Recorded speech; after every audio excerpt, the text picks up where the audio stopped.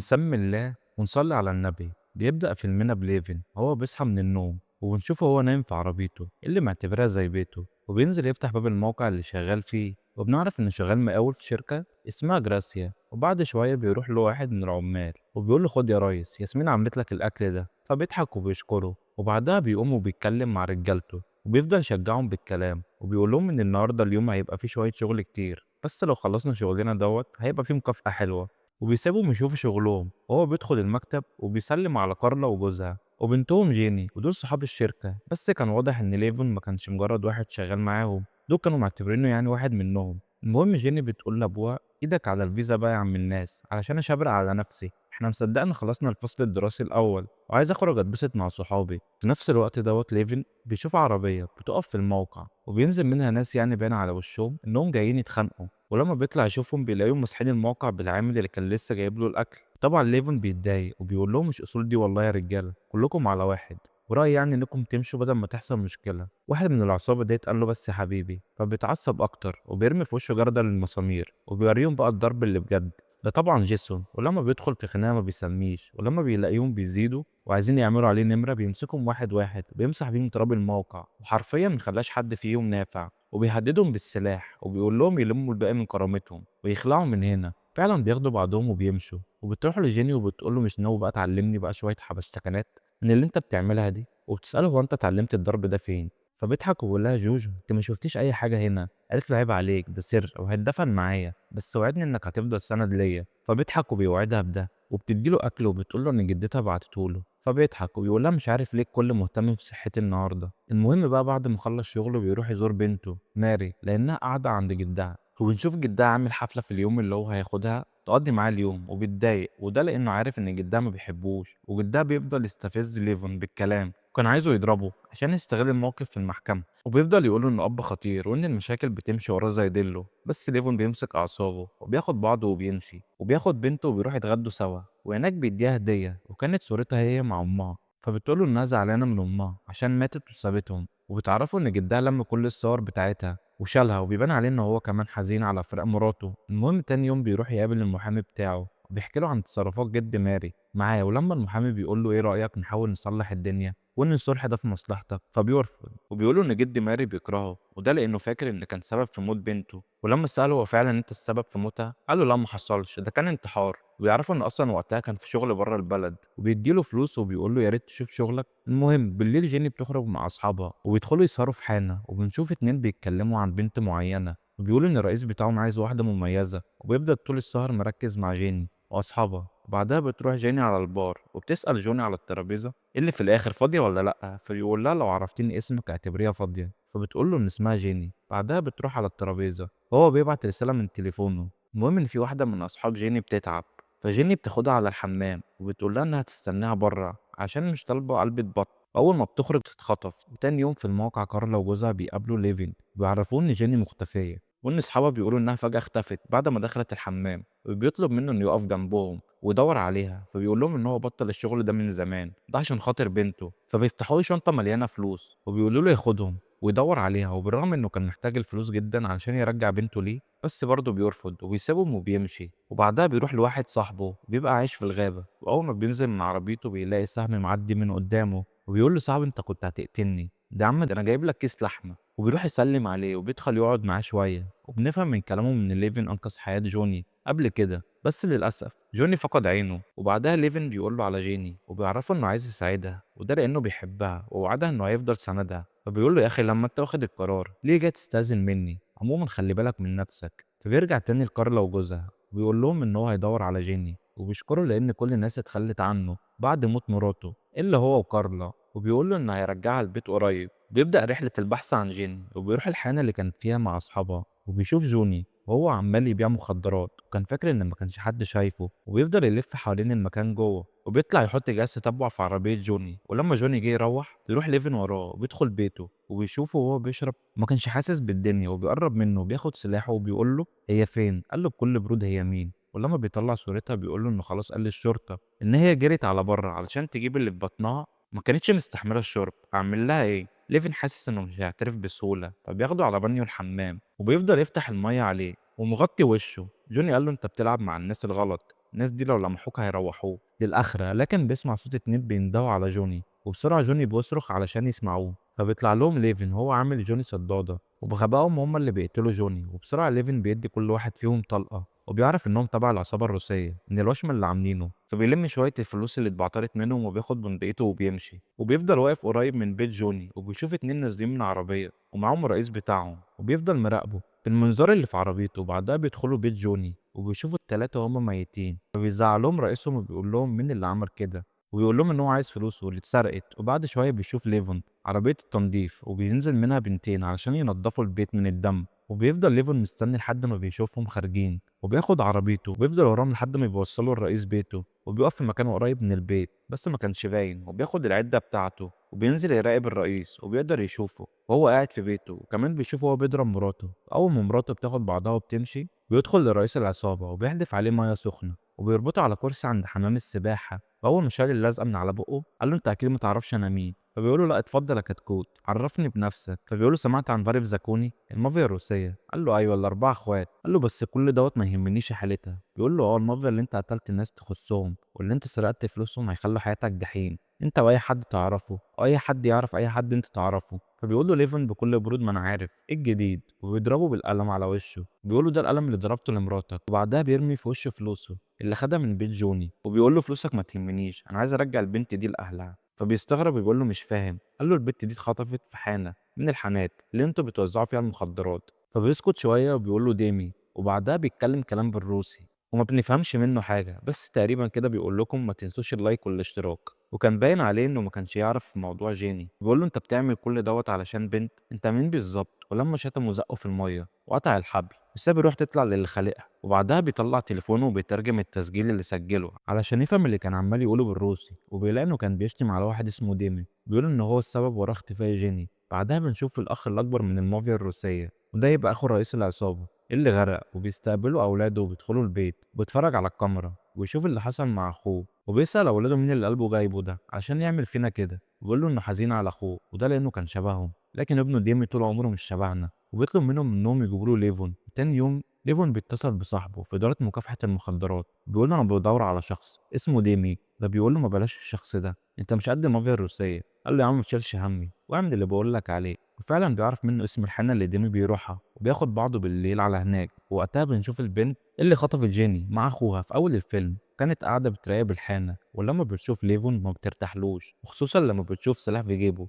وبتبعت له واحد علشان يعرف حكايته ايه. ولما بيطلع ليفون بيحط له فلوس على الترابيزه، فبيضحك وبيقول له تعالى ورايا، وبيدخله للزعيم بتاعه. وبيقول لهم ليفون ان عايز يشتري كميه كبيره من المخدرات. ولما الزعيم قال له طلع لي الفلوس اللي معاك بدل ما تتشوي هنا، فبيبص له وبيقول له وريني اللي عندك. فبيشاور لرجالته، ولما اتلموا حواليه حرفيا كسرهم واحد واحد وما هموش حد. ده جيسون يا ابني انت هو. ونزل طحن فيهم وعرفهم هو مين. قبل ما يقتل واحد فيهم الزعيم بيقول له بس كفايه، ويقوم يسلم عليه. بيقول له انا دلوقتي اتاكدت انك مش شرطي. بيقول له انا عايز كميه كل شهر من المخدرات. ده هيبقى الفتره يعني كل شهر هياخد نفس الكميه. فبيقول له على المكان اللي هيتقابل فيه، وكمان بيتفقوا على الفلوس. تاني يوم بيروح المكان اللي قال له عليه، وبيقابل اتنين وبياخدوا منه الفلوس وبيدوله تليفون، وبيقولوا له استنى مننا مكالمه عشان تيجي تستلم بضاعتك. فبيقوم بكل هدوء بيهددهم وبيقول لهم لو هتلعبوا بيا هوريكم اللي عمركم ما كنتوا تتمنوا تشوفوه. وبعدها بيسيبهم وبيمشي. فعلا بيكلموه وبيقولوا له على مكان المخدرات، بتبقى في عربيته. وبياخدهم ليفون وبيرميهم في النهر. وبالليل بنشوف الاتنين الاخوات دول هما بيسلموا جيني للراجل ده. ولما سألوه اشمعنى دي بالذات اللي عايزها، قال لهم بتفكرني بلوحة بحبها. وبيكافئهم وبيديهم فلوس. وبيدخل يفتح الشنطة اللي فيها جيني، لكن بعد شوية بيطلع لهم وهدوم كلها دم وبيزعق فيهم. بيقول لهم إنها هجمت عليه وإن أنتم المفروض تسلموها لي نايمة ومتخدرة، وما بياخدوش شنطة الفلوس. في الوقت دوت ليفون كان بيلزق الصور والمعلومات اللي جمعها. وبيجيله تليفون من رئيس العصابة وبيقول له فيها البس بدلة وتعالى على الحانة، الزعيم الكبير عايز يشوفك. ولما بيوصل بيقولوا له اقفل تليفونك، وكمان بيتفتش وهو بيسلم على الزعيم الكبير وبيعرفه بنفسه. وبيتفاجئ ليفن ان دوت ديمي اللي بيدور عليه. وليفن بيديهم فلوس المخدرات، وبعدها بيطلبوا منه البطاقة الهوية بتاعته عشان يكشفوا عليها، وبيديها لهم من غير مشاكل. وبعد شوية بيجي واحد من رجالته بيقول له انه كشف عليها وان كله تمام. فبيعتذر له بيقول له لو احتاج كمية أكبر ابعت لنا ايموجي الأرنب. وبياخد منهم باقي المخدرات اللي قال عليها وبيسيبهم وبيمشي. وبيدخل الحمام وبيرمي كل المخدرات فيه. بعدها بيروح على بيته وبيفضل يتفرج على الصور بتاعت جيني وأصحابها. بيلاحظ إن فايبر كان موجود في كل الصور، وطبعا ده اللي خطفها. بعدها بيمسك تليفون ديفيد وبيلاحظ ان كمان ديفيد كان في تواصل ما بينه وما بين فايبر، وبيعرف هنا ان فايبر هو اللي خطف جيني. وبعدها بيروح للحانة تاني وبيفضل قاعد في عربيته عشان يراقبه من بعيد، بس ما كانش يعرف ان ارتي اكتشفت انه موجود من خلال كاميرات المراقبة، واتبلغ بسرعة انه واقف بره بيراقبهم. ولما بيحس ليفون انه اتقفش بيسيب عربيته وبياخد موتوسيكل من قدام الحانة وبيهرب، لكنهم بيطاردوه وبيجروا وراه لحد ما بيخبط في عربية شرطة وبيقع على الأرض. وبيتصدم هنا لما بيلاقي الشرطة في صفهم وبيسيبوه للعصابة وبياخدوا بعضهم وبيمشوا. والعصابة بتاخد ليفون في العربية وبيسألوه تعرف ديمي منين، فبيشتمهم. فبيعرفوا ان فولو اللي هو قتله في حمام السباحة يبقى عمهم، وديمي يبقى ابنه، واحنا مش هنسيبك في حالك. فبيتريق على دومهم فبيتعصبوا ولسه هيضربوه. ليفن بيفضل يضرب واحد فيهم، ولما التاني جاي يضربه ليفن بيضربه وبيبعد السلاح منه وبينزل فيهم ضرب شوية حلوين لحد ما بيقدر يضرب السواق طلقة والعربية بتتقلب بيهم. وبيفضل ليفن مدور الضرب فيهم لحد ما بيدي كل واحد فيهم طلقة، وبعدها بينزل من العربية وبيزقها في المية. بعدها بقى بنشوف أبوهم وهو معاهم في المشرحة وهو حزين عليهم وبيطلب إنه يعمل اجتماع مع باقي الإخوة. في نفس اللحظة فايبر وارتي بيروحوا الحانة لديمي وبيعرفوه اللي حصل مع الزبون، وبيتعصب عليهم وبيقول لهم يقتلوا البنت اللي هاجمته. المهم الناحية التانية بنشوف كبار المافيا الروسية كلها متجمعة، وبيقول لهم الأخ الكبير راجل واحد قتل أخويا وعيالي، والراجل شغال مع ديمي، والزفت اللي اسمه ديمي مختفي. فبيقول له واحد فيهم إنه هيبعت معاه اتنين من رجالته وبيعرفوا إن هما هيساعدوه علشان يعرف مكان ديمي. وفعلا بيوصلوا للمكان اللي فيه ديمي وبيقرب عليه عمه وبيعرفوا إن أبوه مات وإن كمان عياله ماتوا. وطبعا ديمي ما كانش يعرف أي حاجة، ولما بيطلع صورة لليفون بيقول له ان هو اللي قتلهم اتصدم وقال له ده انا لسه متعرف عليه من كام يوم، وبيحلف انه ملوش علاقه باي حاجه. تاني يوم بتقدر رجاله العصابه تعرف معلومات عن ليفون وبيروحوا بيت حماه. وبعد شويه ليفون بيجيله مكالمه من المدرسه، المديره هنا بتقول له ان مفيش حد جاي ياخد ماري، فبيستغرب وبيروح هو ياخدها. ولما سالها عن جدها قالت له انها كلمته 20 مره وما ردش عليها. ولما بتفتح تليفونها بتعرف انه في البيت، فبسرعه ليفون بيروح البيت وبيتفاجئ لما بيشوف دخان كتير خارج. فبيقول لماري تفضل في العربيه، وبينزل هو ويدخل البيت وبيلاقي حمام مرمي على الارض، فبيشيله بسرعه وبيخرج بيه بره البيت والحمد لله بيطلع عايش. وبيقوم وبيقول له انت السبب في كل المصايب دي، دول عصابه روسيه وبيدوروا عليك. فبترد ماري وبتقول له على فكره يا جدو كان ممكن يسيبك جوه. وليفن بيقول له يروح هو على المستشفى وهو ياخد ماري معاه، وبيقول لها انت واثقه فيا ولا لا؟ قالت له ايوه. فبيعرفها انه اتورط مع ناس خطيره، وبيقول لها ان هو هياخدها لصاحبه جوني علشان ده المكان الوحيد اللي هتبقى فيه في امان. وبيروح لجوني وبيعرفوا اللي حصل، فبيقول له ان المعمعة اللي دخل فيها مش هيطلع منها بالسهل. فبيعرفوا انه مش هيقدر غير لما يرجع جيني. بيطلب منه ياخد باله من بنته وبياخده على اوضه كانت مليانه اسلحه، بيقول له ان دي الطريقه الوحيده اللي هقدر اساعدك بيها. فبياخد ليفون الاسلحه اللي هو عايزها وبيطلع يودع بنته، وبيطلب جوني انه يخلي باله منها. وبعدها بياخد بعضه وبيمشي. في الناحيه التانيه بنشوف الاتنين الاخوات دول في العربيه وكان معاهم جيني رايحين يقتلوها. ولما بتفضل جيني تتكلم ارتي بتقول لها اقفلي بقك بقى، لكن بتقدر جيني تضربها وبتوقع سلاحها وبتفضل تضرب فيهم لحد ما بيدخلوا بالعربيه في شجره. وبسرعه بتنزل من العربيه وبتجري، هما طبعا وراها بس ما بيقدروش يمسكوها. ولما بتطلع جيني على الطريق بتشوف عربيه شرطه فبتوقفها بسرعه وبتقول لهم انها كانت مخطوفه. طبعا بياخدوها ومعاهم، وبتتفاجئ لما بتلاقي الشرطه مرجعاها لفايبر وارتي تاني وبيقول لها وحشتينا. ولما بياخدوها علشان يقتلوها الزبون بيتصل بيهم وبيقول لهم ان هو عايزها ليله تانية مقابل $1,000,000، والمره عايزها بقذارتها وكمان عايزها صاحيه. فبيضطروا انهم يسيبوها عايشه. في نفس الوقت ليفون بيدخل الحانه اللي دمي فيها وبيسمع وهو بيتخانق مع واحده قاعده معاه. فبيبدا ليفون يتحرك وبيبدا يخلص على رجاله ديمي وبيقدر يخلص عليهم كلهم. وبعدها ديمي بيمسك البنت اللي معاه وبيهدده بيها وانه لو مخرجش هيقتلها، لكن ليفون ما بيهتمش بكلامه وبيضربه طلقه في ايده بيخرمها له. وبعدها بيقعد معاه وبيطلع صوره جيني بيسألوا عليها، فبيقول له انا ما اعرفهاش. ولما هدده ليفن قال له انت بتعمل كل علشان بنت؟ فبيعرفوا انها غاليه بالنسبه له وبياخده معاه في العربيه. لما بيوصلوا للمكان اللي قال له عليه ليفون هنا بيسأله اشمعنى خطفت جيني. قال له مش انا اللي اخترتها. فايبر بيروح للحانات وبيصور كل البنات الحلوه اللي هناك وبيبعت الصور بعدها للزباين، والزباين هم اللي بيختاروا. قال له وانت بقى ما شاء الله عليك فرحان باللي انت بتعمله في بنات الناس؟ فبيقول له فلوس بقى، لو انا ما عملتش غيري هيعمل كده. والليفون هنا سأله انت عندك عيال؟ قال له لا. فبيقول له يبقى مش هتحس بحد وبيرميه في الميه وبيضربه طلقتين. وبعدها بياخد شنطته علشان يدخل المزرعه. في نفس الوقت بيجي مكالمه لدودج وبيعرف ان ليفون قتل ناس كتير من الروس، فبيلم رجالته علشان يدافعوا عن الروس. اما ليفون كان قدام المزرعه وبيضرب اول اتنين قابلهم. ونشوف الزبون وهو واقف قدام جيني ولسه بيمسك المقص وبيقرب منها. ليفون رمى قنبله بره فبيسمع الصوت وما كانوش فاهمين ايه اللي بيحصل. وبيفضل ليفون يقتل في اي حد يقابله في السكه والناس كلها بتطلع تجري على بره، بس كان دوجي ورجالته وصلوا، ولما بيدخلوا جيسون بيروق عليهم وبيقدر يخلص عليهم واحد واحد. لما بيدخل دوجي بينزلوا ضرب في بعض، وكمان دوجي كان ضخم حبتين فطول شويه مع ليفون، بس ما تقلقوش النهايه معروفه وبيخلص عليه كالعاده.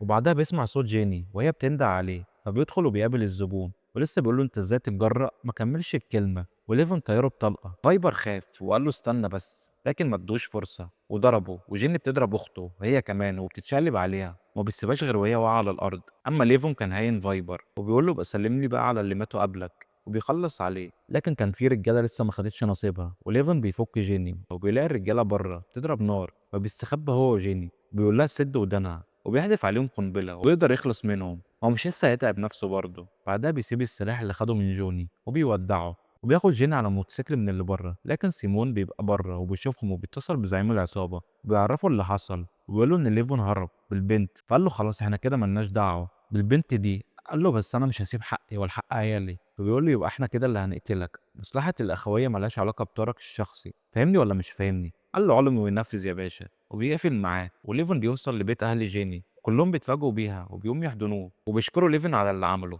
وبعدها بياخد بعضه وبيرجع لبنته وبيسلم على صاحبه ومراته وبيقول له جوني يا مرحب برجوعك لبيتك. وبيخلص الفيلم على كده. اتمنى يا عزيزي اللايك، وما تنساش تقول لي رايك في الكومنتات، واللي لسه مشتركش في القناه يا ريت يشترك علشان يوصلك كل جديد. نشوفكم في فيلم جديد، سلام.